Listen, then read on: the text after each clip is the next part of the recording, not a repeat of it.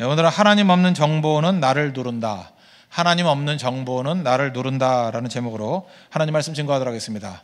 오늘 12시가 넘었으니까 어제겠네요. 어제 신문을 보니까 $1 환율이 연중 최저치가 되었다. 그래서 1013원. 좋은 거 아닙니까? 우리 선교 가고 하는 사람들은.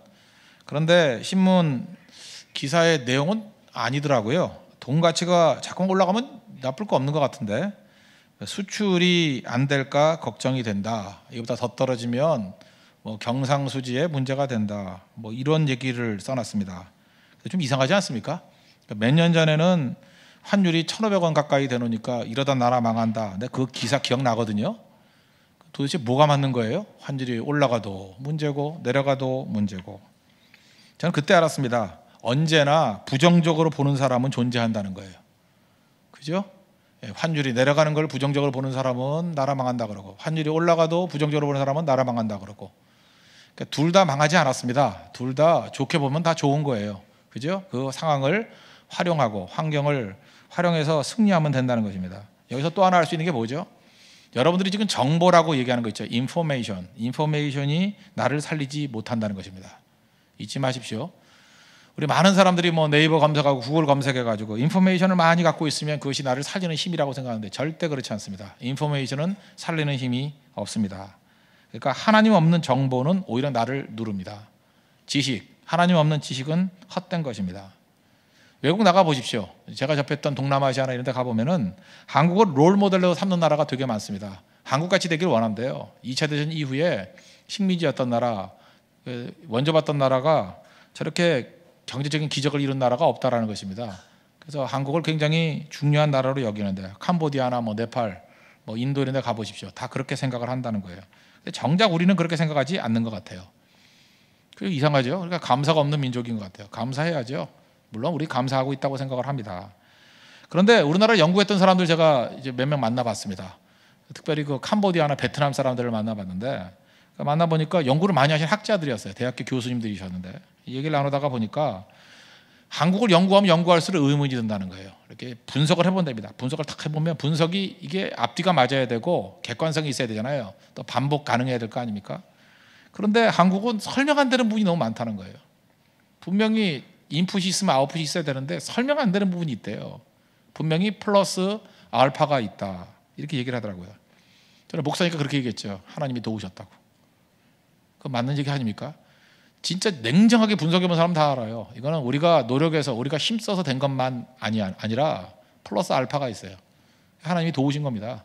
성도의 기도가 있었고 예배가 있었고 또 하나님이 사용하시고자 하는 축복이 있었다. 저는 그렇게 믿습니다. 인간의 모든 운명은 하나님의 손에 있는 것입니다. 우리 국가만 그렇습니까? 여러분 개인의 삶에도 철저히 분석을 해보면 분석이 안 되는 부분이 있어요. 왜 그렇습니까? 플러스 알파가 있기 때문에 그렇다는 거예요. 그러므로 이 시대, 이 정보의 홍수 시대라 그러지 않습니까? 정보의 바닷속을 헤매고 있다. 여러분 잊지 말아야 될 거 이 한 가지만 붙들면 됩니다. 정보 붙들지 마십시오. 정보보다 하나님의 말씀을 붙들어야 삽니다. 오히려 정보가 많으면 많을수록 정보 붙들면 실패하고 정보가 아니에요. 하나님 말씀 붙들면 삽니다. 우리 일반화시키는 얘기들 되게 많이 있죠. 88만 원 세대다. 이 시대는 젊은이 안 된다. 또 그 나이에 너 결혼 안 된다. 그 조건에 결혼 안 된다. 이런 식의 일반화된 정보들이 있죠. 하나도 믿지 마십시오. 그걸 왜 믿어요?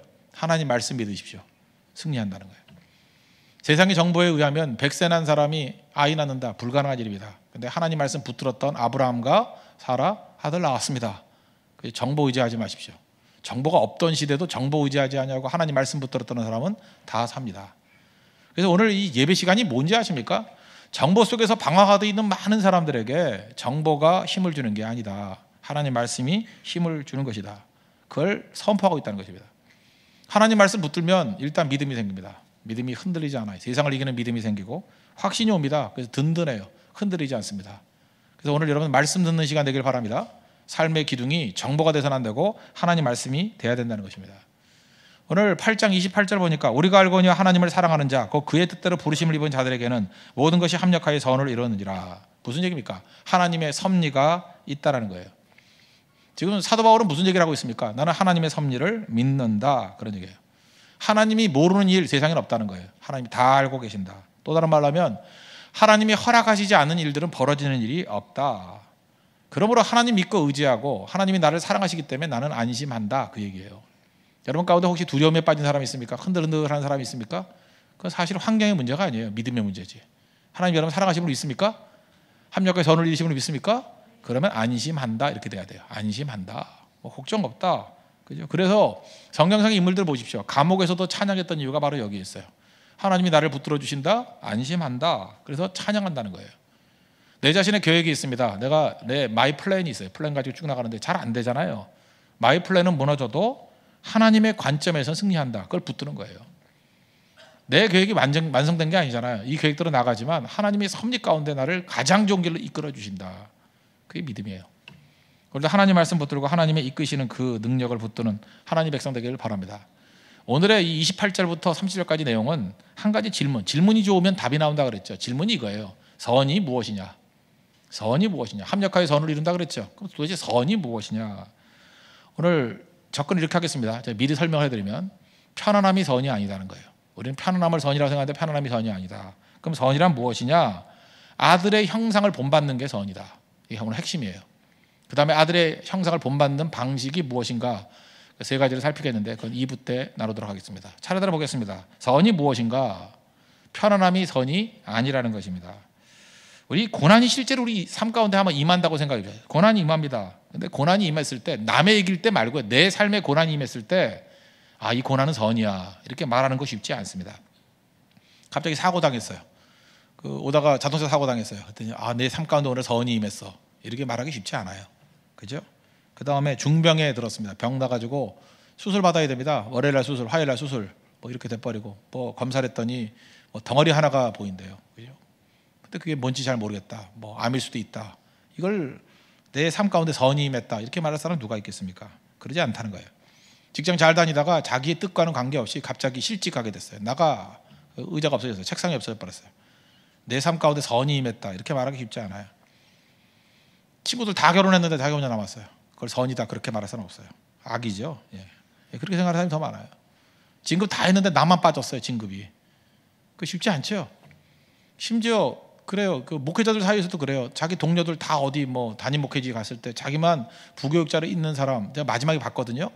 그걸 선이다 이렇게 생각하는 사람은 없어요. 하나님께서 나를 잘 훈련시켜가지고 더 크게 쓰임 받는다, 이렇게 해야지 맞는 건데 그러지 않고 낙심하더라고요. 낙심해서 주변 사람들의 위로가 필요할 정도로. 인간이 그렇게 연약한 존재라는 것입니다. 자녀가 문제를 일으킬 때 이게 선이야, 우리 가정을 기독교 명문 가정 만들라고 하나님이 뜻하신 일이야, 이렇게 생각하는 사람은 없습니다. 그 선이라고 생각하기 쉽지 않다는 거예요. 관계가 깨지는 거, 이게 어떻게 선입니까? 근데 선이라는 거예요. 그게 오늘 메시지입니다. 그런 모든 걸 통해서 하나님께서 이끄실 수 있다는 것입니다. 한 10년쯤 됐네. 12년 됐구나. 2002년이니까. 이지선 자매 아시죠?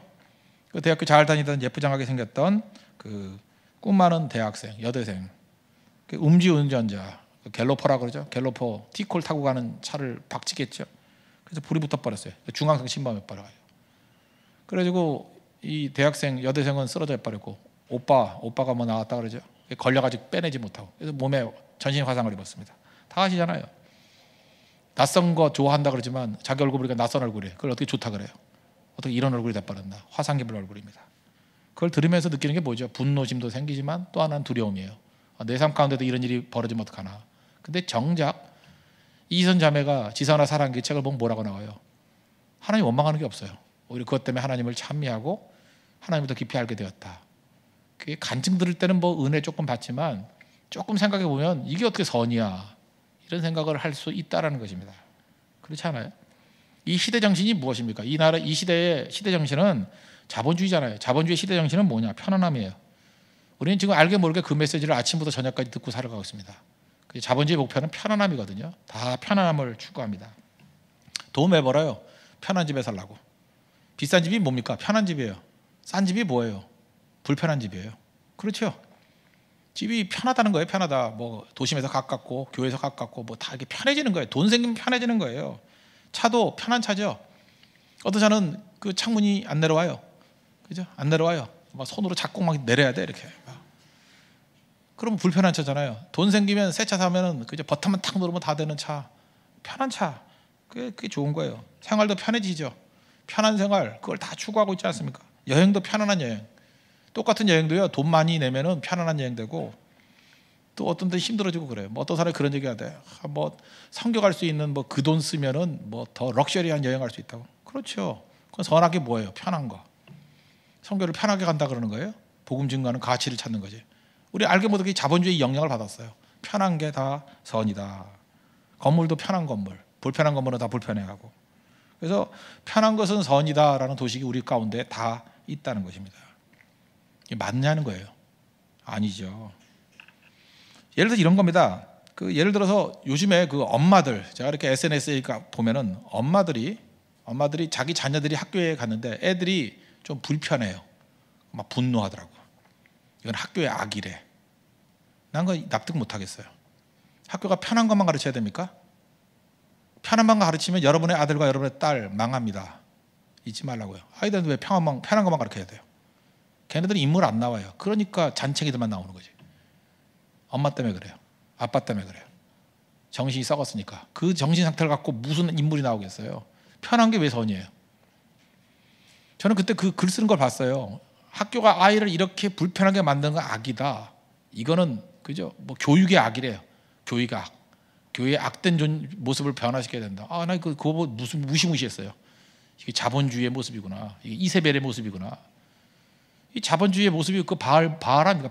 바알의 뿌리. 편한 게 선이라는 거. 누가 그래? 누가? 절대로 그게 아니거든요. 우리 축구팀 보십시오.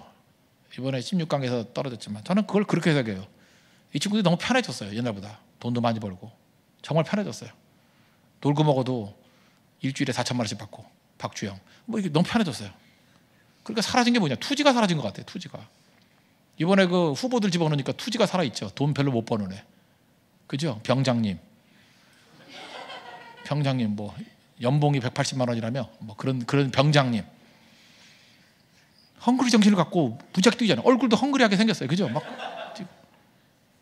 그러니까 뭐 기술은 발전된지 모르지만 투지가 다 살아봐요. 투지가. 누가 편한 게 힘이래요. 요즘에 우리나라의 그 복싱 선수들이 다 살아버렸잖아요. 복싱은 배고플 때 하는 건데 배불러지니까 복싱하는 사람이 없어요. 복싱할 때 우리 항상 그랬어요. 헝그리 정신이라고. 그것도 힘이거든요. 배고픈 힘. 누가 편한 게 힘이래요. 우리 교회까지 이게 영향을 받아가지고요. 영성이 다 문제가 돼버렸다는 것입니다. 편한 것만 다 찾고 있어요. 편한 것은 선이고 불편한 것은 악이다. 성경은 뭐라고 얘기해요? 계속해서 이제 경건하게 살고자 하는 자는 핍박을 받는다. 그게 무슨 얘기입니까? 불편하게 살라. 그걸 계속 말씀하고 있다는 것입니다. 편안함에서 아무런 가치도 만들어내지 못합니다. 성경에서 말하는 모든 가치들은 다 불편함에서 나왔어요. 죽고 썩고 희생하고 하는 게 다 불편함 아닙니까? 그러니까 여러분 인생 가운데도 지금부터 불편함에 훈련을 하셔야 돼요. 계속 불편한 것을 향해 나아갈 줄 알아야 된답니다. 그러지 않으면 영이 살아있지 못한다는 거예요. 그러므로 뭘 배워야 되냐? 고난이 선함을 경험하는 거. 이게 중요한 교육이에요. 고난이 선이다라는 것을 경험적으로 하는 거예요. 개념을 하는 게 아니라 실제로 경험적으로 막 알아가는 거. 그게 능력이라는 거예요. 여러분 책을 읽을 때 이 책 저 책 읽는 것도 중요하지만 여러분 자서전 같은 걸 꼭 읽어볼 필요성이 있습니다. 어떤 사람이 자기 일대기를 쭉 쓴 자기가 자기를 설명하는 얘기들 사실 굉장히 진실하고요. 진솔되고 거기서 배울 수 있는 게 참 많습니다. 저는 여성 지도자 가운데 그 부시 행정부에서 국무장관 했던 흑인 여성 한 분 계시죠. 그 곤돌리사 라이스라고. 곤돌리사 라이스. 1954년생입니다. 54년생이니까 지금 뭐 61세. 꽤 나이 드셨죠. 예, 곤돌리사 라이스. 굉장히 똑똑한 여자입니다. 그런데 이 여자분 출신이 어디냐? 알라바마 출신이에요. 여러분 미국 배경을 잘 모르겠지만 미국 각 주 50개 주 가운데 가장 인종차별이 심한 것 그것이 남아있는 데가 어디냐? 남부 쪽인데 남부 중에서도 알라바마예요. 항상 알라바마에서 모든 사건 다 터져요. 그때도 무슨 마틴 루터 킹 주니어 그 사건 벌어질 때도 뿌리가 알라바마 그 버스에서 벌어진 일들이잖아요. 하여튼 차별이 제일 심한 데 알라바마예요. 거기서 태어났어요. 운명이죠, 운명. 그때의 신앙 안에서 좋은 믿음의 가정입니다. 신앙 안에서 잘 성장했습니다. 공부도 잘했어요. 성공한 흑인입니다. 얼마나 성공을 했냐? 공부를 얼마나 잘했느냐? 그 소련학의 대가예요. 그래서 26살에 스탠포드 대학의 교수가 됐어요. 26살이면 여러분 지금 뭐 하고 계시죠? 우리나라로 하면은 30기 정도 되는 사람, 뭐 만으로 치니까 29기인 사람이 스탠포드 대학의 학생이 아니고요, 교수가 됐어요. 소비에트 연방, 소비에트 유니온, 소련학에 대한 대가예요. 러시아의 대가예요. 한 가지를 얼마나 깊이 파는지 이 라이스만큼 소련에 대해서 잘하는 사람이 없어요. 그래서 그걸로 한 가지를 깊이 파가지고 아마 전 세계에서 아마 컨드레스 라이스만큼 그 소련에 대해서 러시아에 대해서 잘하는 나라 없을걸요. 그래서 그런 사람이에요. 그런 사람. 그래서 26살에 교수가 됐고 34살에 아버지 조지 부시 대통령 때 소련 담당 자문역을 했어요. 34살에. 그러니까 이건 실력이에요. 실력. 대단한 실력이라고. 그리고 이제 아들 때 조지 부시 아들 때 국무장관 하고 그랬죠. 그러니까 대단한 사람 아닙니까? 그러니까 이 여자 어떤 사람이에요? 어떤 그 열악한 조건 속에서 막 치고 올라갔으니까 이게 보통 능력이 아니죠. 엘라베마의 흑인이 26살에 스탠포드 대학 교수가 되고 34살에 그게 어떤 자문역을 할 정도, 대통령 자문역을 할 정도의 사람이 됐다 그러면 나중에 뭐 국무장관 됐지만 그 젊었을 때 얼마나 잘 나갈 사람이었습니까? 네, 이 컨돌리사 라이스가 이런 얘기를 합니다. 스탠포드 대학에 교수할 때 얘기를 하는 거예요. 자기 인생 평탄했다는 것입니다. 세상의 축복과 축복은 다 받은 것 같은 모습, 승승장구했다라는 거예요. 그런데 신앙은 무너졌대요. 어렸을 때 그 부모님께 받았던 신앙은 다 무너지고 예배도 잘 안 나가고 그럴 수 있죠. 그 믿음 좋은 사람도요 하나님의 축복에 취해가지고 제정신이 아닐 때 많아요. 지금도 보면은 힘들 때는 철학기도 나오고 예배 잘 드리더니만 잘 되니까 지금 안 보이는 사람 되게 많아요. 이제 곧 돌아올 거예요. 피투성이 돼가지고 이제 곧 돌아올 거라고. 예. 돌아와요. 다리 지치 긁고 올 거라고. 예. 팔 하나 없어져서 올 거라고 다. 이제 올 거라고 분명히 오는데 이제 분명히 오긴 오는데 이 여자도 이제 그런 케이스였어요. 그런데 그 원래 샌프란시스코가 제가 보니까 그래요. 미국에서 서부 쪽에서 제일 영적으로 안 좋은 데가 샌프란시스코예요. 영적인 여기 참 어두운 곳이에요. 그리고 동부 쪽에서는 보스턴 정말로 교회가 안 되는 데예요. 정말 어려운 곳인데 양도시 중에 하나인데 그냥 샌프란시스코니까 뭐 쉽지 않죠. 스탠포드가 샌프란시스코에 있습니다. 예. 그 상태가 안 좋은데 슈퍼마켓에서 물건을 사고 있는데 누가 와가지고 모르는 사람이 와가지고 그러더라는 거예요. 피아노 칠 줄 아냐고. 우리 한국 사람들도 이렇게 질문하는 거 쉽지 않지만 미국 사람들은 남의 간섭 안 하거든요. 근데 이게 모르는 사람이 와가지고 대뜸 피아노 칠 줄 아냐고 이렇게 묻는 건 쉬운 일이 아니에요. 그건 전제를 알아두세요. 모르는 사람이 피아노 칠 줄 아냐고 너무 놀라가지고 얼떨결에 칠 줄 안다고. 이 컨드레스 라이스가 그 얼마나 피아노를 잘 치냐면요, 그 오케스트라가 협연할 정도로 잘 쳐요. 전 그래서 여러분들 그 교육을 시킬 때 반드시 그 음악 악기 하나 정도는 잘 다룰 수 있는 사람이 되었으면 참 좋겠어요. 형제가 되었던 자매가 되었던. 제가 볼 때 여러분 딴 거 교육시키지 말고 악기 하나는 다룰 줄 알아야 돼요. 자기만의 악기. 뭐 노래를 잘하든지 노래도 좋죠. 근데 노래는 자기는 잘한다고 생각하는데 꼭 남들에게 평가를 받아야 됩니다. 예. 남들이 계속 부르라고 할 때가 잘하는 거예요. 그 말했으면 좋겠다라든지 또는 말을 안 하고 잠깐만 나간다든지 나중에 혼자만 남는다든지 그러면 은사가 아니에요. 그거는. 그럴 때는 악기를 배우십시오. 악기를 배우는 게 좋은데 무슨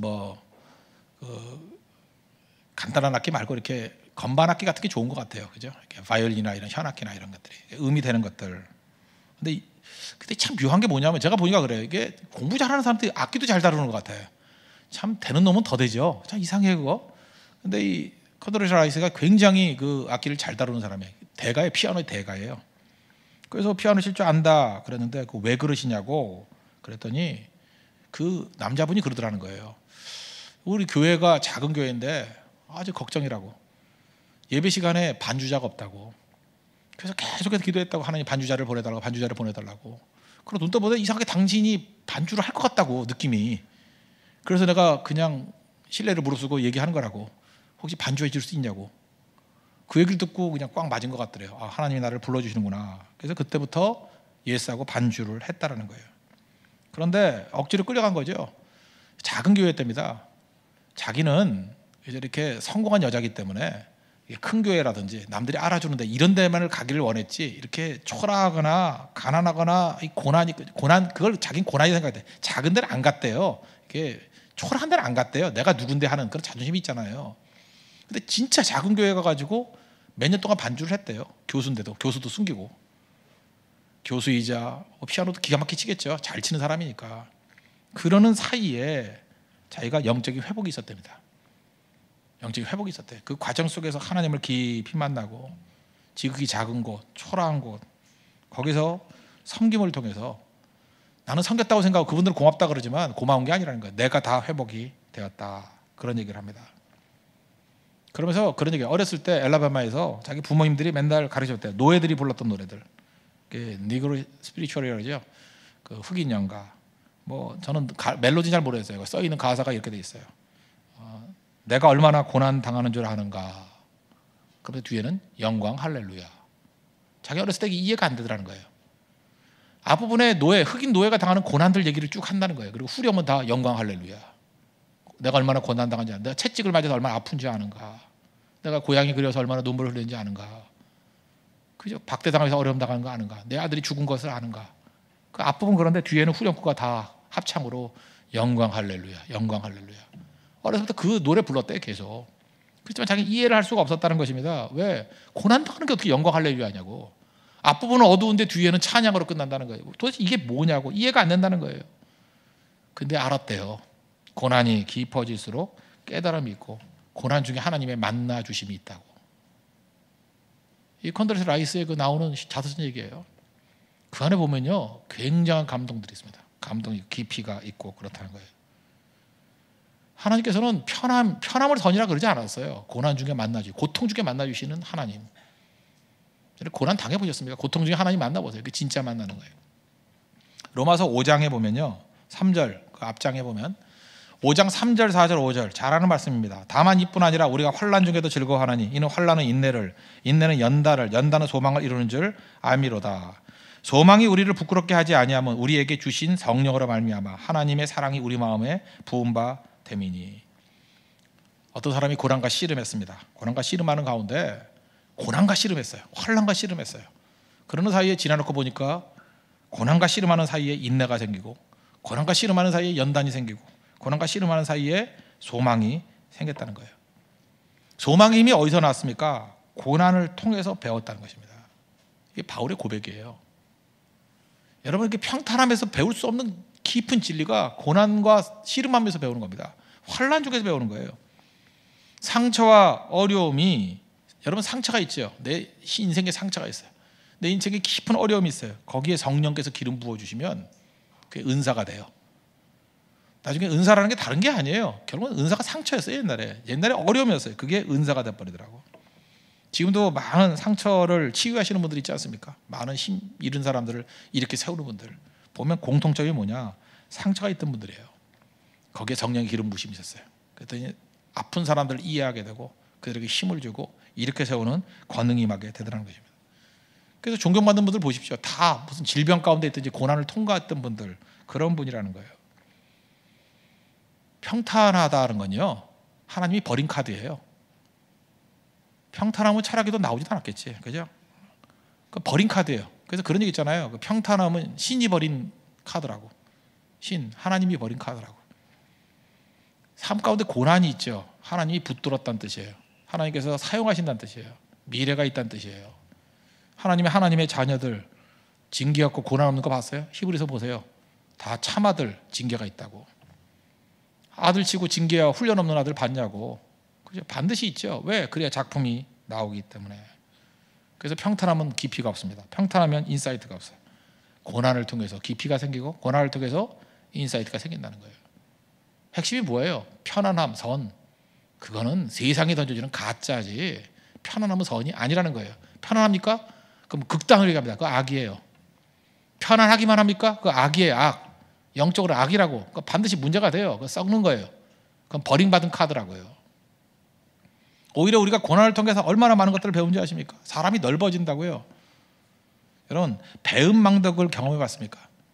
인생 좀 살다 보면 믿을 놈 하나도 없다 이런 얘기 많이 하는데 그게 다 뭐냐면 배은망덕을 경험한 거예요. 어떤 분 얘기입니다. 그 미국에서 이제 살고 있던 부부인데 유학생이에요. 근데 새롭게 한국에서 오는 사람들 있지 않습니까? 오는 사람들. 그 교회마다 전도가 어떻게 해서 이루어지냐면 한국에서 이렇게 오는 사람들 비행장에서 라이드 해줄 때부터 시작돼요. 비행장에서 이제 안내해줘서 오세요, 안녕하세요. 그리고 차 태워줘가지고 이제 데려다 주면 그 사람, 그 비행장에서 누굴 만나냐에 따라서 인생이 달라져요. 사기꾼 만나면 사기 다 당하는 거고. 그래서 비행장에서 첫 번째 만나는 사람이 되게 중요해요.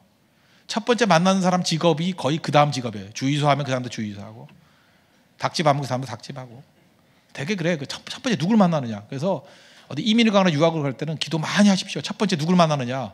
그게 여러분 인생을 바꿔버립니다. 처음에 좋은 분을 만났어요. 좋은 분 만나가지고 이분이 뭐 집 구하는 거, 뭐 애들 학교 보내는 거, 생활할 수 있는 모든 것들 다 도왔어요. 이게 뭐 보통 힘든 일이 아닙니다. 그 목적은 뭔지 알아요? 그래서 교회로 인도하려고. 그래서 다 도와주고 이제 교회로 정착을 했습니다. 그러니까 은인이죠. 정말 좋은 분이에요. 아무런 사심 없이 정말 정착할 수 있도록, 미국에 정착할 수 있도록 잘 도운 분이에요. 그러니까 형제보다 끈끈한 그런 유대 관계를 맺었겠죠. 근데 이분이 이제 몇 년 지나고 난 다음에 갑자기 교회를 안 나오더라는 거예요. 이 부부가, 한국에서 온 부부가. 그래서 목사님이 이제 교회를 안 나오니까 신방을 가가지고 왜 안 나옵니까? 그랬더니 그래서 기가 막힌 얘기를 하더라는 거예요. 그 도와줬던 부부, 그 사람 때문에 안 나간다고. 그래서 막 악담을 막 하더라는 거예요. 사람이 참 배은망덕하죠. 자기 미국 왔을 때 모든 정착하는 걸 다 도와준 사람, 조금 섭섭한 일이 있다고 그 사람 때문에 안 나가, 뭐 그러면서 험담하고 욕하고. 정말 인간이 그래요, 그죠? 자기가 받은 은혜 99가지는 다 잊어버리고 조금 섭섭한 거 하나를 붙들고 이렇게 돌아서 버리는 거. 그래도 그리스도의 사랑으로 이분이 믿음이 좋은 분들이니까 찾아갔답니다. 이분들도 뭐 자존심이 있는 분들인데 똑같은 유학생인데 자존심 다 내려놓고 자존심 꺾고 찾아갔는데 외면하더래요. 외면. 쳐다도 안 보고 문전박대야 돼요. 그냥 쳐다보기 싫어요. 그 문 쾅 닫아버리고. 그때 그거 아십니까? 외면당하는 그 아픔. 인간은요, 이게 영적 존재이기 때문에 외면당하면 이 영혼이 손상을 입어요. 그래서 여러분 함부로 누구 외면하는 거 아닙니다. 이런 경험들을 하고 난 다음에 결국은 뭐 해피엔딩이에요. 나중에 다시 교회 나오게 됐대요. 그리고 이제 변화가 됐다는 얘기인데, 이분들이 이 경험 이후에 자기가 외면당할 때 너무너무 힘들더라는 거예요. 그죠? 뭐 몇 가지 생각이 들더라는 거예요. 이런 배은망당한 게 다 있나? 화도 나기도 하고, 하나님 이게 무슨 고난입니까? 이럴 수가 있습니까? 인간에 대한 환멸도 생기고, 그런 굉장히 힘든 기간을 넘기고 난 다음에 하나님께서 그에게 마음 가운데 무슨 마음을 주셨냐면 사람에 대한 자신감을 주시더라는 거예요. 아무리 나쁜 사람이라 할지라도 나를 면전에서 침뱉고 욕만 안 해도 괜찮아, 이런 마음이 생기더라는 거예요.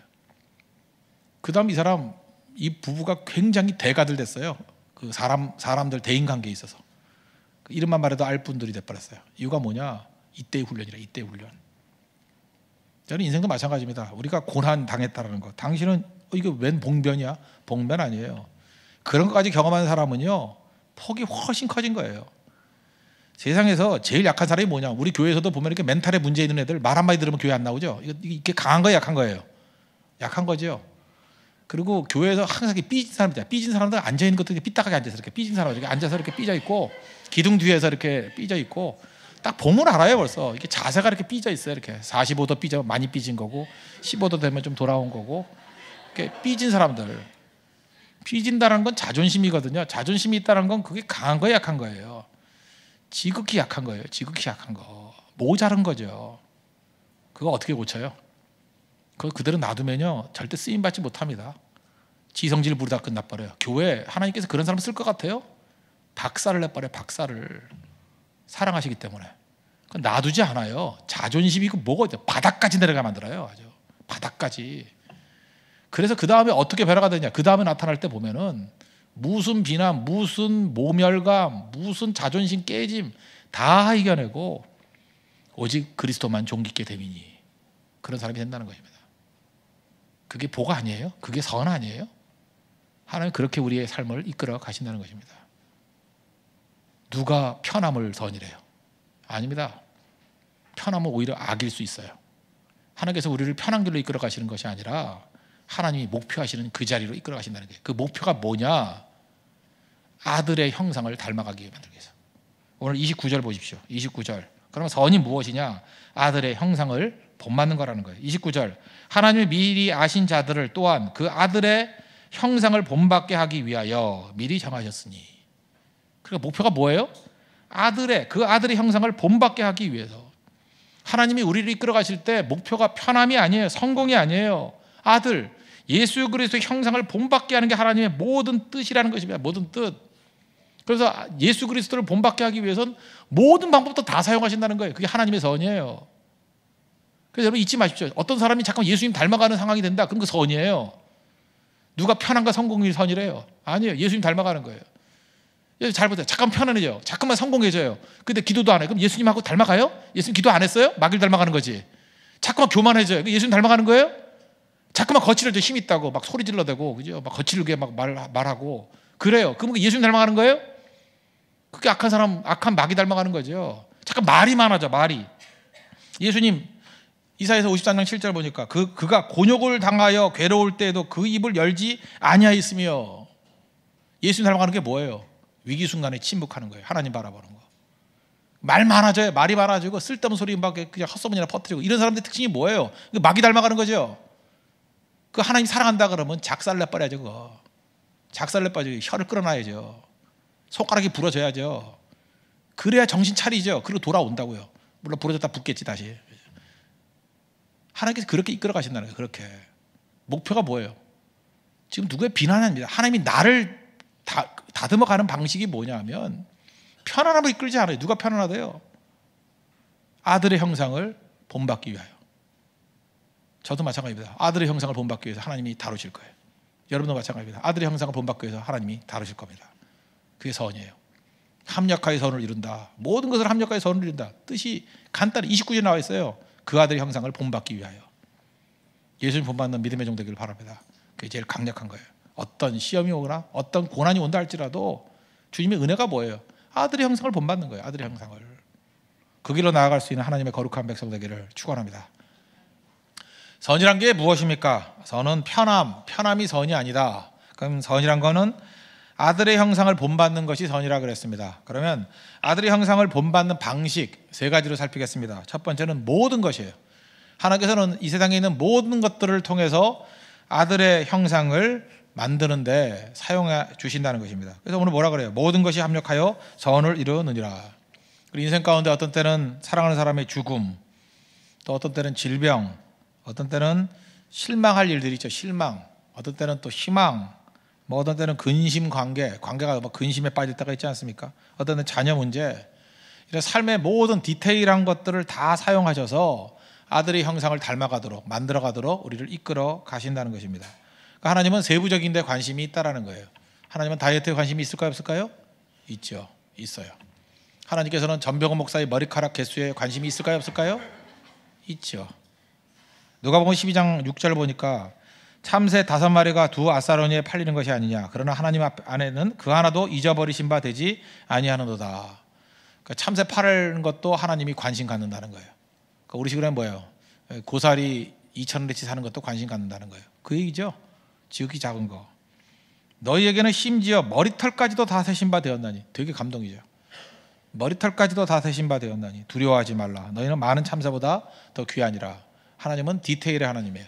우리 삶의 모든 것들을 다 관심 가지시고 그걸 통해서 일하신다는 것입니다. 그러므로 하나님 앞에 작은 것 없고 기도하세요. 제가 옛날에 그런 기도 많이 했습니다. 하나님, 제가 사람 볼 줄 모릅니다. 꼭 필요한 사람들은 모아주시고 또 장기적으로 동역자가 되지 못할 사람들은 흩어지게 해주세요. 뭐 그런 기도 했어요. 그랬더니 진짜 흩어지는 것도 있고 모이는 것도 있고 전 그걸 믿어요. 하나님께서 사람 모아주신다는 거. 그것도 믿어야죠. 또 이렇게 저는 노래에 대한 목마름이 있었어요. 옛날에는 월급도 많이 주고 그래서 뭐 작곡하는 사람, 작사하는 사람들에게 모아가지고 교회 직원으로 쓰고 그랬거든요. 지금 개척교회니까 그럴 수는 없잖아요. 그래서 제가 하나님 앞에 기도했어요. 하나님, 작사자도 보내주시고 작곡자도 보내주시고 대신 돈은 하나도 안 줄 테니까 와서 할 수 있는 보내주세요. 그랬더니 알아서 와가지고 다 하잖아요. 그죠? 손민혜 자매, 박민영 자매 또 오고 또 그다음에 싱어들이 이게 로테이 하는 게 좀 지겨워요. 좀 새로운 싱어들도 나올 수 있도록 하나님께서 이끌어 주세요. 그랬더니 맨 뒤에 앉아 있는 뭐 예명이 애니케이라는 또 뭐 랩 가수가 또 왔어요. 아마 이번 주부터 할지도 몰라요. 찬양. 또 좋은 거죠. 또 그다음에 제가 또 하나님 앞에 기도했던 게 뭐냐면 새벽기도 나올 때 저는 그런 그 공포가 있어요. 뭐냐면 교회 나왔더니 성도가 한 명도 없다. 그런 꿈을 많이 꿨어요. 옛날에 갔더니 아무도 없어. 그래서 혼자 설교하다가 할 사람이 없어가지고 그냥 혼자서 그냥 허공을 향해 설교하다 오는 그런 꿈들을 많이 꿨거든요. 한 2년 넘게 맨날 그런 꿈만 꿨어요. 그러다 보니까 교회 올 때 혹시 사람이 있을까 없을까 걱정이 돼요. 그런데 물론 오기는 오지요. 저는 좀 일찍 오잖아요, 교회를. 그래서 제가 일찍 올 때 썰렁한 보당이 싫어요. 좀 미리 기도하는 사람들 보내주세요. 그랬더니 알아서 사전에 그 기도팀들이 미리 모여서 뭐 기도하더라고요. 그 사람들이 왜 그 시간에 기도를 하게 됐을까? 저는 이런 생각이, 내가 기도했기 때문에. 그죠? 그런 것들이죠. 하나님 그 디테일의 하나님에 이렇게 계속 간구하고 기도하면 하나님께서 이끌어 주신다는 것입니다.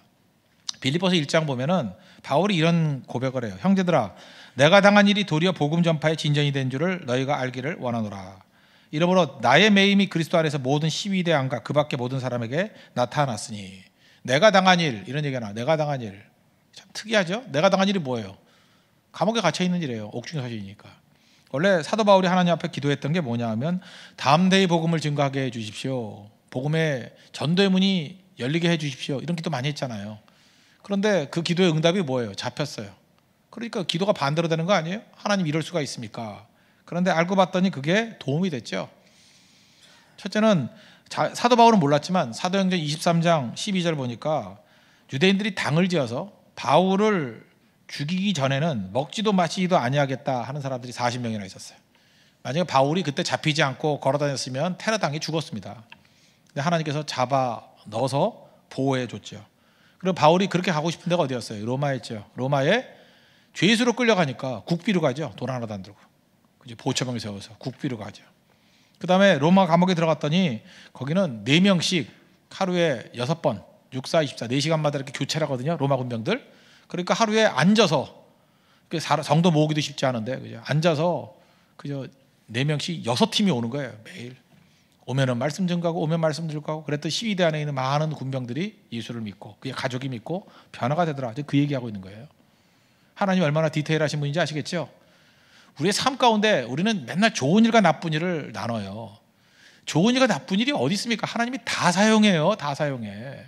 여러분들 삶 가운데 하나도 사용 안 하는 게 없다고요. 다 사용해요.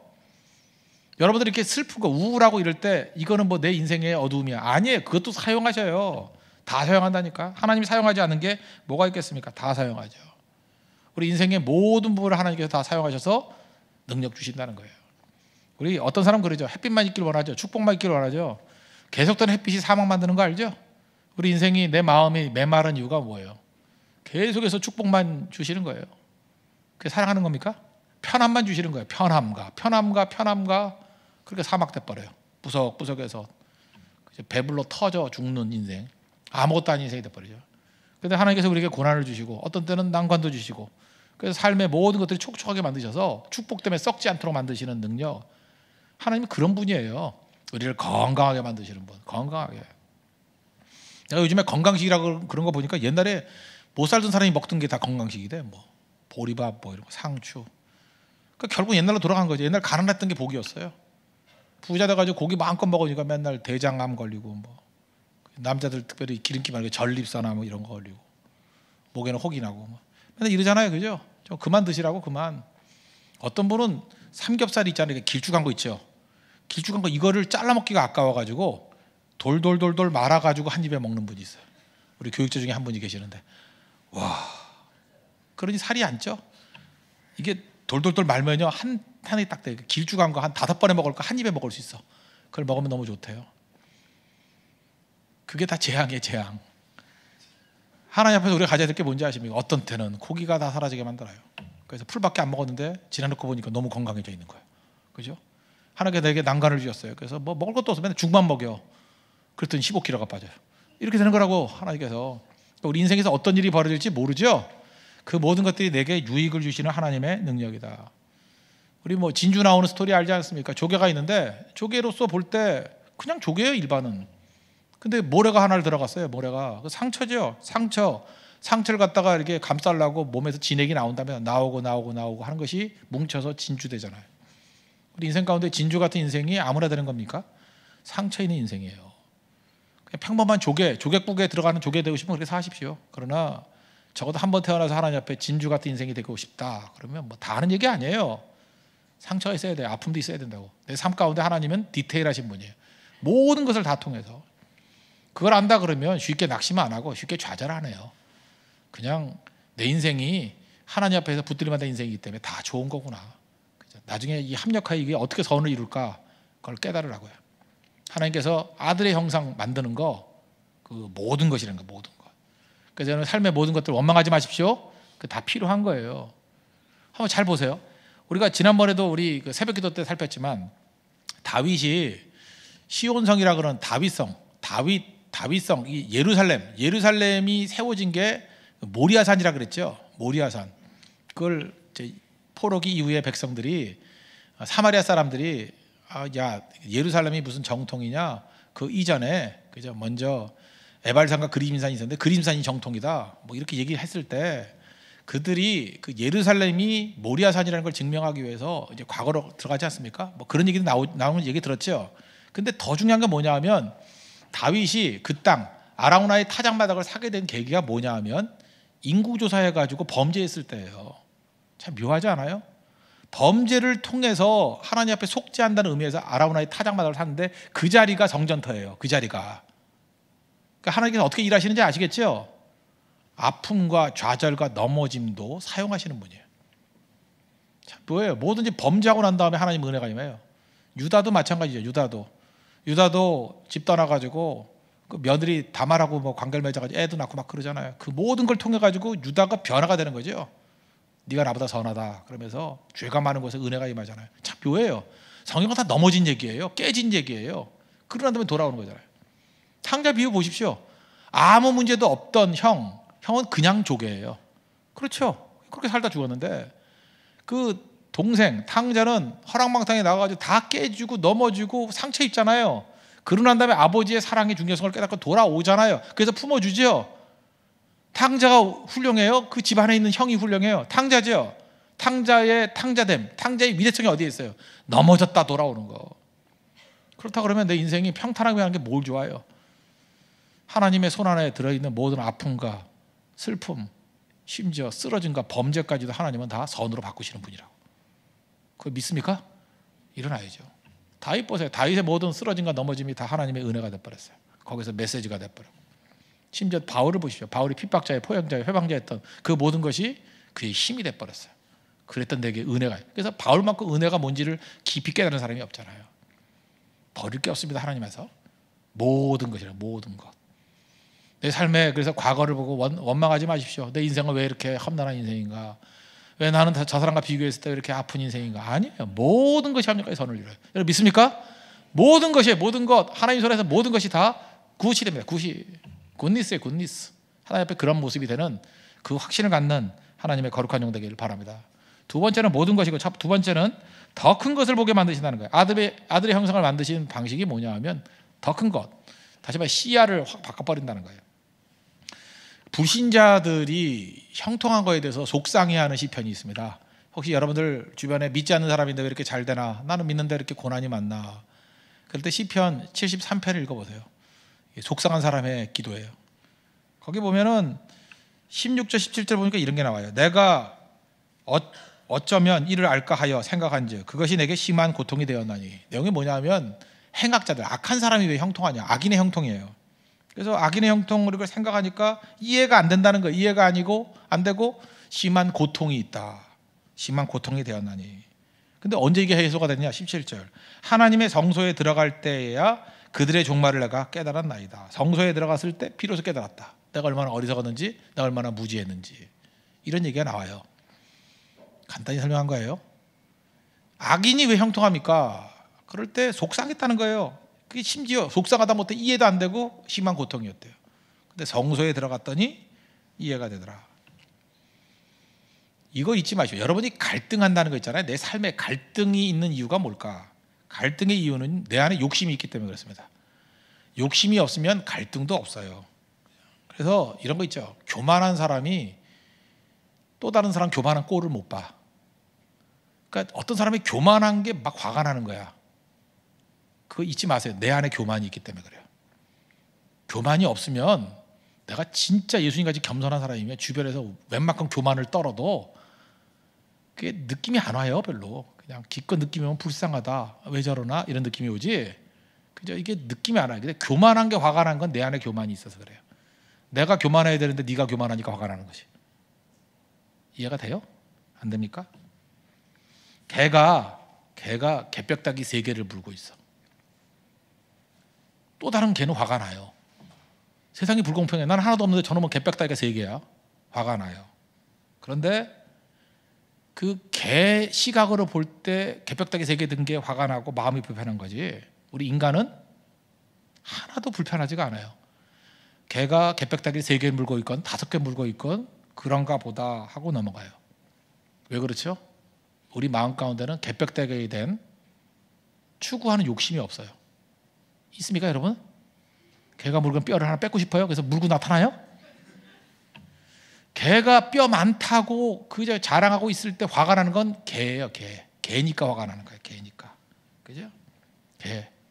그래서 우리가 또 다른 사람들에 대해서 자꾸 화가 나는 거는 개 같은 성격. 그래서 개성이 있기 때문에 그래요. 잊지 말라고. 그래서 어떤 사람이 교회 와가지고 뭐 이런 사람이 있잖아요. 이 교회는 뭐 돈만 좋아하는 사람이 많아 뭐 이러는 거. 자기가 돈 좋아하는 욕심이 있기 때문에 그게 보이는 거예요. 어떤 건 심지어 이런 사람이 있어요. 이 교회는 뭐 이런 사람들에서 봤어요. 뭐 음란의 영이 역사예요. 지가 음란하니까 그게 보이는 거지. 아니 유치원애가 뭐 그런 얘기 하는 거 봤어요? 음란의 영이 역사 이런 거 봤어요? 그 유치원애들은 그런 게 없으니까 마음 가운데 있는 게 보이는 거라고. 있는 게. 그러니까 지금 괴로워하고 여기 보세요. 뭐 악인이 왜 형통합니까? 뭐 합니까? 이러는 그 안타까워하는 마음들은 뭐냐면 악인이 되었든 뭐가 됐든 형통에 대한 그 욕심이 있기 때문에 그래요. 내가 하고 싶은데 내가 저 사람보다 선하잖아요. 근데 내가 저 사람보다 선한데 왜 나는 안 주시고 왜 쟤한테 줘요? 그런 거라고요. 그래서 여러분들이 마음이 불편한 것들이 있죠. 다 마음이 불편한 것들은 결국은 욕심 때문에 그래요. 욕심. 그래서 여러분들 불교가 아닙니다. 우리는 불교에서 쓰는 건 뭐냐면 무욕이에요. 내 안에 욕심이 있으면 욕심을 없애야지. 할 때마다 안 되면 어떻게 하면 생각하지 말아야지. 생각하지 말아야지. 빌비 공공공공공 뭐 색색색 공즉색이요 색즉공이요 뭐 그래서 나무아미타불 계속 이러는 거예요. 그죠? 그래서 잊어버리는 거예요. 머리 펑 돼서 내 머릿속에 없어지면 없어지는 거라고. 근데 그 얘기는 전 뒤집어 얘기하면 그래요. 얼마나 생각이 나면 그럴까? 기독교 뭔지 알아요? 무욕이 아니에요. 무욕이 아니라 욕심이 바뀌는 거예요. 변욕이야. 변욕. 굳이 말하면 욕심이 바뀌는 거예요. 어떻게 바뀌냐? 예수님의 시각으로 바뀌는 거예요. 예수님의 시각으로.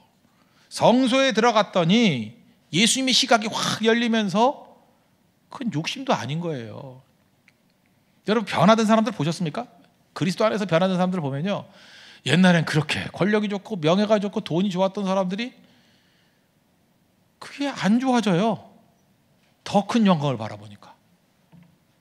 누가복음 19장에 삭개오 보십시오. 삭개오가 예수님 만나고 난 다음에 너무너무 좋으니까 예수님 영광 보고 나니까 토색한 거 등쳐먹은 거 4배 갖고 재산 반을 가난한 사람에 나눠주겠습니다. 이 얘기는 뭐예요? 그렇게 하자가 아니라 뭐라 그랬어요? 이제 삭개오의 마음 가운데 돈이 더 이상 중요한 것이 아니다, 그 얘기예요. 중요한 게 아니니까 그렇게 막 써버리죠. 11조를 못 내는 사람들의 특징이 뭔지 아십니까? 돈의 종이기 때문에 그래. 돈이 마음을 다 사로잡고 있는 거라고. 그 수준이니까 기도도 왜 해요? 돈 달라고. 그냥 돈 주시면 흐뭇해서 기도 더 하고. 그러니까 그 단계예요. 근데 성소에 들어가는 단계까지 한다면 예수 그리스도의 시각을 한다면 그게 상대화돼 버리는 거예요. 그게 의미가 없는 거라고. 그럼 더 큰 걸 바라봤기 때문에. 삭개오가 그랬어요. 삭개오가. 그래서 교회는요, 뭘 하라 하지 말라 그렇게 접근하는 게 아니라 보다 큰 영광을 보여주는 곳입니다.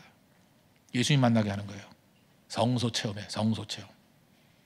이거는 예수님께서도 비유하셨죠. 마태복음 13장 44절 보니까 천국은 마치 밭에 감추인 보화와 같으니, 그죠? 천국에 뭐 밭에 감추인 보화, 뭐 지난번 성경할 때마다 율동도 맨날 하대, 그죠? 막 이러면서 뭐, 그죠? 하던데 노래만 부르지 말라고. 그게 뭐냐? 어떤 사람이 발견하고 난 다음엔 자기 소유를 다 팔아가지고 그 밭을 샀대요. 무슨 얘기예요? 다른 사람들이 볼 때는 어리석다고 그러죠. 왜 재산 다 팔아가지고 그걸 사니? 재산 전체보다 더 큰 가치를 받기 때문에. 그죠? 본 사람은 미치는 거예요. 본 사람은 설명이 안 돼. 그걸 못 본 사람, 그 낮은 차원에 있는 사람들에게 그 차원을 본 사람은 설명이 안 되는 거예요. 너 왜 그러고 사냐 그러면 그냥 웃기만 해. 네가 모르는 뭐가 있어. 설명해도 몰라 넌. 그 다른 사람들은 미쳤다 그러죠. 왜 그래요? 보다 큰 걸 본 거기 때문에. 그래서 영광의 목표가 뭔지 아십니까? 보다 큰 걸 보는 거예요. 아들의 형상으로 변화되기 위해서 필요한 게 뭐냐? 이 욕심 버리라가 아니에요. 보다 큰 영광을 보라. 그래서 모세가 하나님 앞에 기도했던 게 뭐예요? 주의 영광, 하나님의 영광을 보게 하옵소서. 주님의 영광 보기를 원합니다. 그래서 교회는 영광이 있어야 돼요. 영광. 선교의 영광을 맛본 사람들은요, 미친듯이 선교에 달려가요. 지금도 뭐 선교 갔던 사람이 또 가죠. 묘하지 않아요? 갔던 사람이 가요. 왜 그래요? 선교의 영광을 본 사람, 선교의 기쁨을 본 사람은 자기 소유를 다 팔아서 거기 간다고. 그러니까 선교 안 간 사람들이 이해를 못하는 거죠. 그거 왜 가나? 그러니까 한다는 소리가 뭐예요? 패키지 연가면 더 싼데. 이런 그저 알지 모르는 세상의 방언을 하는 거야. 방언 기도를 하고 있어. 그러니까 말귀를 못 알아듣는 거예요, 말귀를. 그러니까 그 뭐예요? 자기 스스로 나는 저질이다 이걸 보여주고 있는 거라. 나는 내가 보이는 건 그 수준이야. 돼지 수준밖에 안 보여. 그걸 얘기하는 거죠. 밭에 감추인 보화를 본 사람은 전혀 다른 얘기를 해요. 그러니까 설교가 뭐예요? 영광 보여주는 거예요. 하나님 영광. 성령이 하시는 일이 뭐예요? 영광을 보게 하시는 거예요. 내 눈을 열어서 주의 영광을 보내. 내 눈을 들어 주의 영광을 보라. 그 의미 있는 얘기입니다. 찬양만 하는 게 아니에요. 진짜 눈을 들어서 주의 영광을 보면은 삶은 바뀌게 돼 있습니다. 바뀌라고 해서 바뀌는 게 아니라 저절로 바뀌게 돼 있다고요. 그래서 결국은 인간의 그 자잘한 논쟁들 버리지 않아요. 그건 욕심이 있기 때문에 갈등이라는 거예요. 갈등은 욕심 때문에 생기는 거거든요. 욕심을 넘어서는 힘이 있다는 거예요. 욕심을 넘어서는 그 능력으로 말미암아서는 하나님의 종들 되기를 바랍니다. 세 번째, 아들의 형상을 만드는 세 번째 과정은 과정이 있다는 것입니다. 아들의 형상 순식간에 되는 게 아니죠. 과정이 있다는 거, 과정.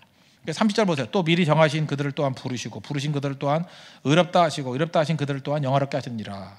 여기 소명, 부르심, 칭의, 그 다음에 영화 뭐 이런 것들이 쭉 있다는 거거든요. 단계가 있다.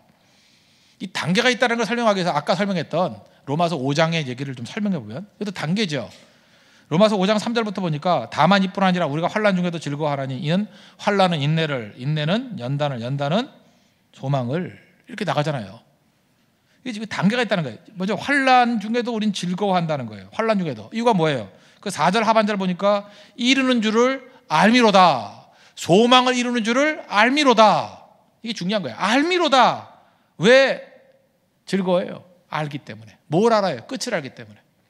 환난으로 시작했지만 마지막 뭐로 끝나요? 소망으로 끝나는 것을 알기 때문에 이루는 줄을 알미로다. 알미로다. 그러니까 즐거워하는 거예요. 우리 찬송가도 있죠. 최후 승리를 얻기까지. 최후 승리를 알기 때문에 환난이 있다 할지라도 즐거워하는 거예요. 여러분 그 과정을 아십니까? 그 과정을 봐야 된다. 하나님께서 우리에게 보여주신다는 거예요. 환난은 인내를 그죠? 인내가 뭐예요? 인내는 질긴 힘이에요. 질긴 힘. 환난은 힘을 산출해요. 뒤집어 얘기하면 환난이 없는 사람들은 힘이 없어요. 메가리가 하나도 없어. 환난이 있어야 영적인 힘이 생겨요. 힘이. 사람은 환난을 당해야 힘이 생깁니다. 환난을 당해야 힘이 생깁니다. 예증 한번 들어볼까요? 마라톤 선수 일부러 환난을 만들어요. 저는 만화를 많이 봐서 그렇습니다. 허리에다가 모래주머니를 달고 다리에다가 모래주머니 달고 바닷가를 뛰어요. 독고타기. 아세요? 독고타기. 나는 진짜 한 1톤 분량의 만화책을 읽었던 것 같아요. 1톤 분량. 독고탁 되게 좋아했어요. 뛰어요. 그게 뭐예요? 환란이요, 환란. 막 뛰다가 기지맥진하고 쓰러지고, 그럼 또 선생님이 와서 또 몇 대 때리면 또 일어나서 또 뛰고. 그러다가 어느 순간인가 그 모래주머니를 내려놓으니까 이거는 거의 이제 허경영이에요. 그냥 축지법으로 막 날아가고 한 걸음에 그냥 막 뛰어가고. 만화에서도 여러분 메시지가 있어요. 그게 얼마나 중요한 건데 이제 거기서 중요한 걸 깨달았다고요. 아, 환란은 힘을 만들어내는구나. 여러분 삶 가운데 환란이 있습니까? 이거 어떻게 생각해야 돼? 이 환란 때문에 힘이 생기는 거야. 힘이. 그러죠? 우리 피트니스 센터 그 헬스클럽에서 하는 일이 뭐예요? 그 모든 게 다 우리 인생을 어게인스트 하는 거 아니야? 어게인스트, 그죠? 어게인스트 하면서 그걸 저항해 가면서 힘이 생기는 거 아니에요? 고무줄 막 배를 치잖아요. 배를 안 쳐요? 배를 막 치잖아요. 그러면 배를 내밀면서 어딜 쳐 하다 보면 이게 식스팩이 돼버리는 거고. 러닝머신 보세요. 거기 계속 날 넘어뜨리려고 그러잖아. 서 있어봐요. 딱 뒤로 발라당 넘어지지. 어디 이놈이 날 넘어뜨려서 계속 뛰면 속도는 더 빨라지고 내가 넘어지나 봐라. 나중에 하다 보면 거의 캥거루 같은 다리가 돼버리고. 그런 거 아니에요? 안 해보셨어요? 여러분들이 환란이 없으니까 살은 퍼지고 지방 분권 그렇게 되는 거예요. 그렇게. 그러니까 환란에서 인내가 나옵니다. 인내는 뭐냐면 질긴 힘이라는 것입니다. 무거운 힘. 그래서 역도성소 일부러 무거운 역기를 들어요. 환란이죠, 환란. 그것으로 근육이 생겨요. 머슬이 생겨요. 머슬이. 우리 인생이 그렇다는 거예요. 하나님께서 이렇게 이끌어 가신다. 이렇게 과정이 있는 거죠. 환란이라는 과정, 인내라는 과정. 그 다음에 연단이라는 과정. 연단이 뭐예요? 연단이라는 거에서 쇠붙이를 다룰 때 쓰는 말 아닙니까? 연단이 뭐예요? 리파인먼트, 그죠? 순수한 금 만드는 거, 강한 철 만드는 거 그런 거 아니에요. 철 만드는 거 뭐예요? 그 포항제철을 한번 가보셨어요? 40톤짜리 망치가 40톤이에요. 요런 망치가 아니고요. 이따만한 망치가 올라갔다가 쾅 떨어지고 쾅 떨어지고 보셔야 돼요. 밑에 10번 막그 고로에서 그죠? 막 차를 가는데 거기서 꽝 치고 40톤짜리 여러분 들어가면 포대벌에 포기 흔적도 안 남아요. 그죠? 꽝 치고 그러면 거기서 최강철이 나오는 거예요. 강철이. 그러니까 여러분 삶 가운데 연단이 없으면 어떻게 돼요? 연단이 없으면 고철이에요. 고철이라고. 연단이 있어야 강철 된다고. 고철 되고 싶어요? 너를 보니까 고철이 생각나. 그럼 좋겠어요? 너는 강철이야. 그죠? 강철이 어디서 나와요? 연단에서 나온다고. 연단. 하나님께서 강철로 만드는 연단의 과정이 있다고요. 순금으로 만드는 연단의 과정이 있다고요. 과정의 과정. 그 다음에 나오는 게 뭐예요? 소망을 이루는 줄 압니다. 소망이 뭡니까? 환난에서 소망까지 온다. 소망이란 말을 이렇게 얘기하면 돼요. 순수하게 만든다. 순수하게 만든다. 원래의 사명으로 돌아가게 만든다. 소망이 뭐예요? 순수 소망이거든요. 우리 하여금 순수하게 만들고 우리 하여금 원래의 사명으로 돌아가게 만든다. 그러니까 환난에서 소망까지 가는 거예요. 과정이. 여러분들 고난 당해보셨습니까? 예를 들어서 여러분이 뭐 온갖 욕심 다 버리다가 갑자기 십자가에 못 박혔다가 십자가에 못 박힌 상황이 뭐예요? 뭐 사업이 망했다든지 아니면 뭐 암 선고를 받았다든지 그러고 난 다음에도 욕심 부린 사람 봤어요? 아무도 없어요. 그럴 때 예를 들어서 너 이제 기껏 살아야 1년 더 살 거야.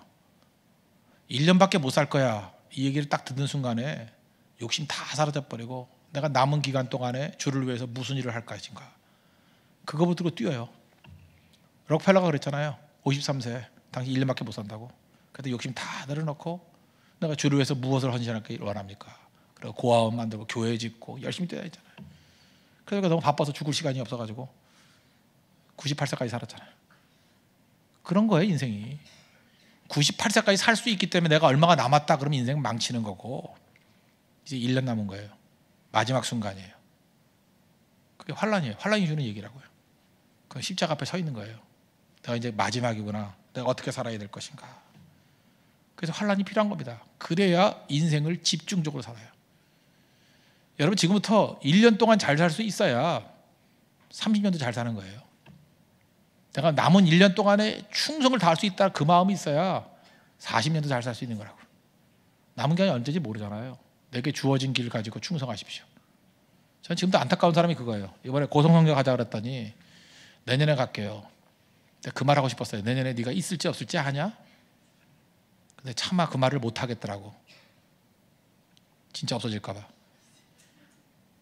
잊지 마십시오. 내일 일을 몰라요. 내일 일은 난 몰라요. 옛날에 뭐 아줌마들 많이 불렀잖아요. 내일 일은 난 몰라요. 내일 일은 난 몰라요. 오늘 충성할 줄 아는 그 모습이 있어야 된다는 것입니다. 그래서 여러분들 그 아구레기도 잊지 마십시오. 너무 많은 걸 가지면 안 돼요. 교회도 마찬가지예요. 교회가 돈이 많아지면요. 이 돈을 어디다 투자할까? 머리가 아파 죽는 거예요. 이게 목사가요. 제가 이전교 있을 때 그랬어요. 돈이 너무 많아진 거야. 너무 많아지니까 돈이 300억인가 400억인가 있었어요. 있으니까 이거 도대체 뭐 할까? 그래서 이 돈이 남으면 안 되겠더라고. 나중에 생각하니까 이걸 뭐 어디다 투자하자, 어디 넣어야지 돈이 된다, 이자가 더 나온다. 밤낮에서 그런 소리만 해. 그래서 그냥 100억씩 해서 다 나눠줘 버리자고. 그래서 지방교회도 나눠주고 그렇게 하려고 그랬었어요. 그 이유가 뭐냐면 교회도 그렇고 개인도 그렇고 쓸데없는 게 너무 많아버리면요, 그거 유지하느라고, 그거 투자하는 거 생각하느라고 진짜 중요한 일 하나도 못해요. 그게 복이 아니에요. 복이. 그거 빨리 없애버려야 돼. 우리 교회도 마찬가지입니다. 진짜 중요한 게 뭔지 알아요? 꼭 필요한 거, 복음 증가인데 곧 적정하게 맞는 정도만 주시면 돼요. 하나님이. 그리고 약간 더 준비하면 되고. 교회는 돈 쌓여 있으면 안 되고요, 인력도 쌓여 있으면 안 돼요. 그냥 하나님이 적정하게 주시면 돼요. 적정하게. 그리고 주신 것 갖고 충성하면 최고의 것이 될 수 있다는 것입니다. 세상이 왜 이렇게 어지럽죠? 바라지 말아야 될 것 너무 바라고 소망하지 말아야 될 것들을 소망하기 때문에 그래요.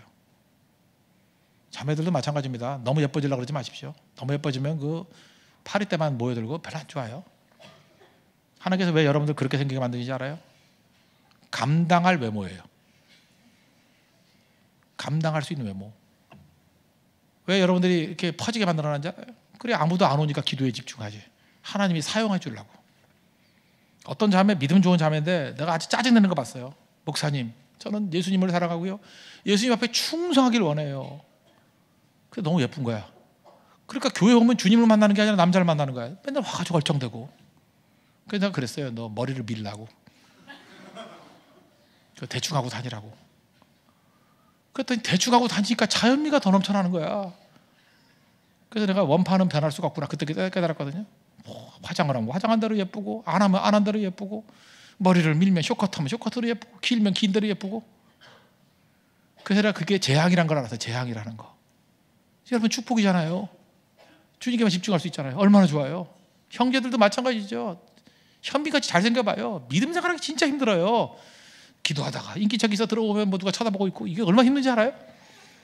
근데 여러분이 기도하면 주변에 아무도 없고, 그죠? 주님과 1대1로 만나고, 여러분 날마다 야복강이잖아요, 그죠? 아무도 없고, 세상과 나는 간대 없고, 구속한 주만 보이도다, 맨날 그것만 부르고. 하나님께서 우리에게 적정하게 감당할 만큼만 주셨다는 거 잊지 마십시오. 하나님께서 우리 인생 가운데 어떤 때는 진짜 감당 못할 시험과 환난을 주셔서 홀로 있게 만들어요. 그 이유가 뭔지 알아요? 집중하라는 거예요. 집중. 저는 이렇게 생각합니다. 친구들이 다 사라지고 배신자들만 들고, 그것도 은혜예요. 그러니까 주님만 바라보죠. 그렇지 않으면 자꾸 사람 의지하잖아. 사람 의지하는 거 약한 겁니다. 하나님만 의지하는 능력의 종들, 그게 제일 강한 종이라는 거예요. 선이 뭐라고요? 편한 거 아닙니다. 선이 뭐예요? 아들의 형상을 닮아가는 거, 아들의 형상을 만들어가는 거, 아들의 형상을 이루는 것. 그래서 주님께서는 모든 일을 다 사용하시고, 아들의 형상을 만들기 위해서 더 큰 가치, 욕심의 단계가 아니라, 욕심은 갈등을 일으키거든요. 더 큰 것을 보게 만드시고, 아들의 형상을 만들기 위해서 과정이 있다는, 과정이.